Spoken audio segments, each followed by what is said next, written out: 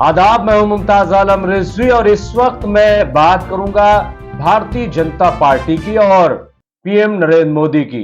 जी हां, और इसके साथ ही मैं बात करूंगा कि 2024 का जो लोकसभा का चुनाव होने वाला है उससे पहले भारतीय जनता पार्टी और पीएम मोदी को कितना बड़ा झटका लगा है। एक के बाद एक बीजेपी को नुकसान हो रहा है। इस वक्त जो सुभाष चंद्र बोस के बेटे हैं, पोते हैं, उन्होंने जो जिनका नाम चंद्र कुमार बोस है, उन्होंने भारतीय जनता पार्टी से इस्तीफा दे दिया है।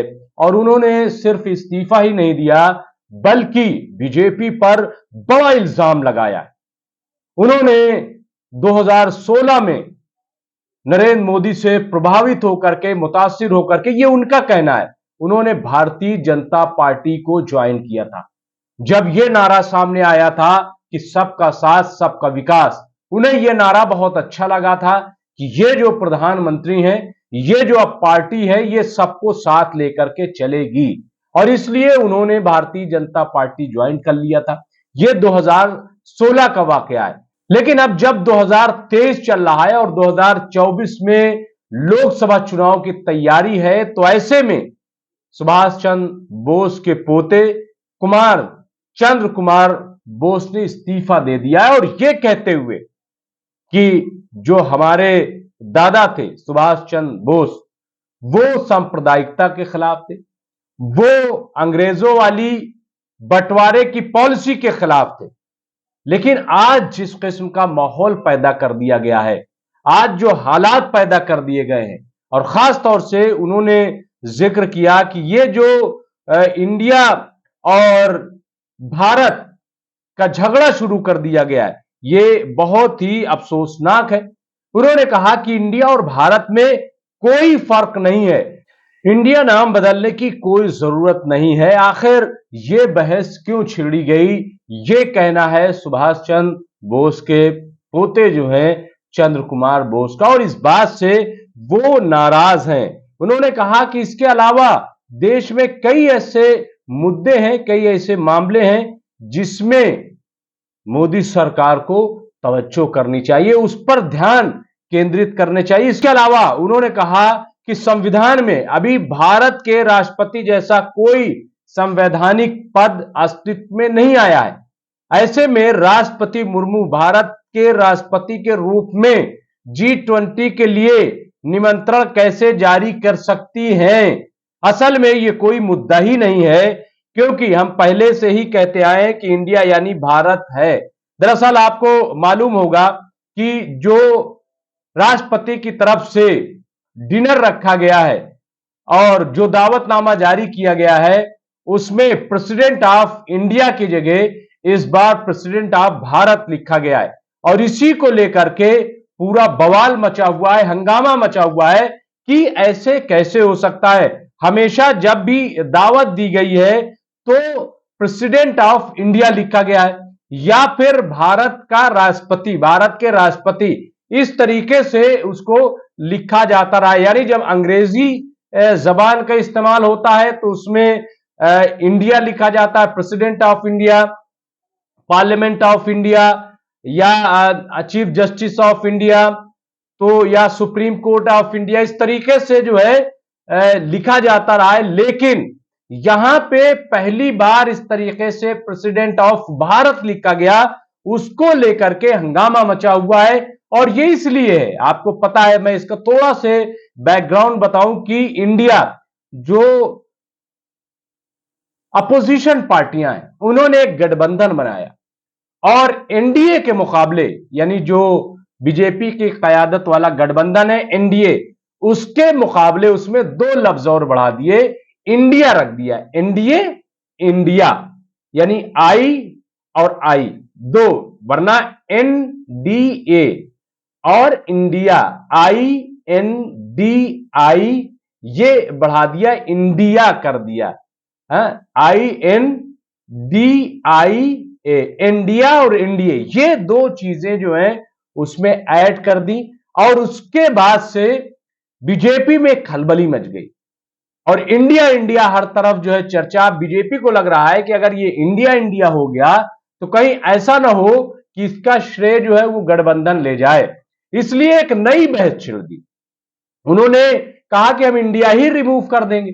अब खबर यह आ रही है कि इंडिया की जगह आम आदमी पार्टी के लीडर ने एक सोचा और छोड़ दिया। उन्होंने कहा कि हम इंडिया की जगह भारत नाम रख लेंगे अपने गठबंधन का। अब सवाल यह है कि क्या भारत नाम को भी बदला जाएगा? है? ये इतनी बड़ी बेवकूफी का काम किया गया। और इसी बात को लेकर के जो सुभाष चंद्र बोस के पोते हैं, जो बीजेपी में शामिल थे, 2016 से बीजेपी के लिए काम कर रहे थे, उनके लिए प्रचार कर रहे थे, और आपने देखा होगा कि कैसे सुभाष चंद्र बोस का भी सियासीकरण किया गया, उनका इस्तेमाल करने के लिए, राजनीतिक फायदे के लिए उनका इस्तेमाल भी करने की कोशिश की गई, ऐसा नहीं, और नेहरू तक पर हमला किया गया। लेकिन आज जब हकीकत सामने आ गई, जब असलियत सामने आ गई, तो आप देखिए कि सुभाष चंद्र बोस के जो पोते हैं चंद्र कुमार बोस, उन्होंने बीजेपी से इस्तीफा दे दिया और उन्होंने कहा कि जो हमारे दादा थे सुभाष चंद्र बोस, उनकी रविश ये नहीं थी, उनकी सोच ये नहीं थी, उनकी सोच अलग अलग धर्मों को बांटने की नहीं थी, बल्कि सभी धर्मों को साथ लेकर चलने की थी। सारे धर्म के लोग एक साथ रहे, एक साथ चले, कोई नफरत ना हो, कोई सांप्रदायिकता ना हो, आपस में भाईचारा रहे, ये थी। और इसीलिए हम अब बीजेपी को छोड़ रहे हैं, ये कहना है चंद्र कुमार बोस का। और उन्होंने कहा, ये देखिए कि भारत सरकार को ध्यान केंद्रित करना चाहिए क्योंकि कई और मसले मौजूद हैं।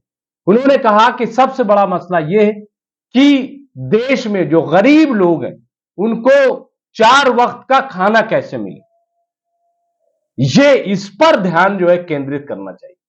और खुद आज देखिए आपकी इस वक्त जो है 80 करोड़ हिंदुस्तान में लोग ऐसे हैं जो परेशान हैं, जिनके लिए सरकार जो है वो अनाज दे रही, लेकिन सवाल यह है कि वो गुर्बत से कैसे ऊपर उठे, कैसे ऊपर आए।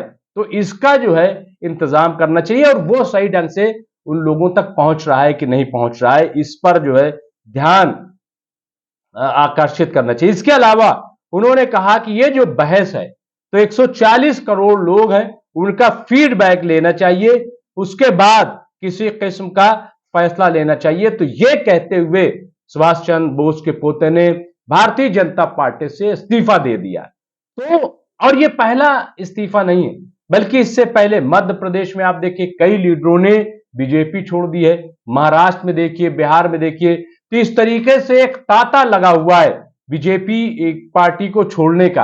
हालांकि जब कोई पार्टी सरकार में होती है तो उसको छोड़ना बहुत मुश्किल होता है, लेकिन यहां पे अगर आप देखेंगे तो बीजेपी को लोग छोड़ रहे हैं। गठबंधन भी अगर आप देखेंगे तो बहुत मजबूत नहीं रह गया है, और यहां अगर अपोजिशन में आप देखेंगे तो 28 बड़ी पार्टियां जो हैं वो इस वक्त इंडिया गठबंधन में शामिल है।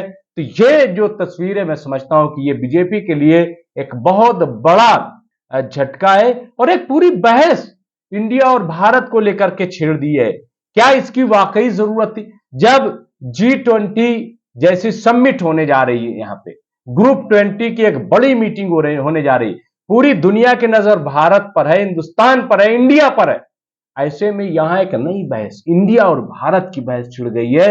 ये जो है कितना हमारे देश के लिए नुकसानदेह साबित हो सकता है, इस पर गौर करने वाली बात है। बहरहाल फिलहाल जो इंपॉर्टेंट खबर थी वो यही कि बीजेपी से एक बड़ा लीडर, एक बड़ा जो साथ था सुभाष चंद्र बोस के पोते का, फिलहाल उन्होंने इस्तीफा दे दिया है, और इसको लेकर के बीजेपी में हंगामा मचा हुआ है।